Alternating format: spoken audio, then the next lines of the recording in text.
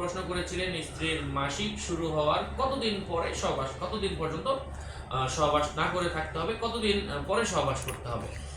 এ বিষয়ে ইসলাম কি বলে, এই বিষয়ে যদি আমরা বিভিন্ন দিক নির্দেশনা দেখি, ওলামায়ে কেরামের বক্তব্যগুলো দেখি, আমাদের কাছে বিষয়টা স্পষ্ট হয়ে যায়। আসলে এক্ষেত্রে আল্লাহ তাআলা আল্লাহ রাসূল সাল্লাল্লাহু আলাইহি ওয়াসাল্লামের কাছে বিভিন্ন মানুষ জিজ্ঞাসা করেছিল। এবারে আল্লাহ পাক আয়াত নাযিল করেছেন, ইয়াসআলুনাকা আনিল মাহিস কুল ফাতাজিলুন নিসা ফিল মাহিজ কুল হুয়া আদা।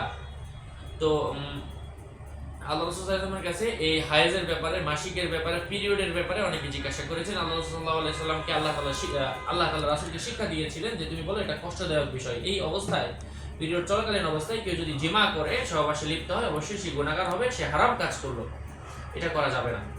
তবে প্রশ্নটা এমন হওয়া যাবে না যে কতদিন পরে, এক কথায় যেদিনই ভালো হয়, ভালো হওয়ার পর থেকে করতে হবে, ভালো হওয়ার আগে কিন্তু করা যাবে না। এটাই হচ্ছে মূল উত্তর। আল্লাহ পাক বোঝার তৌফিক দান করেন। আরো আপডেট পেতে, নিত্য নতুন মাসাইলগুলো জানতে আমাদের সাথেই থাকবেন। আসসালামু আলাইকুম।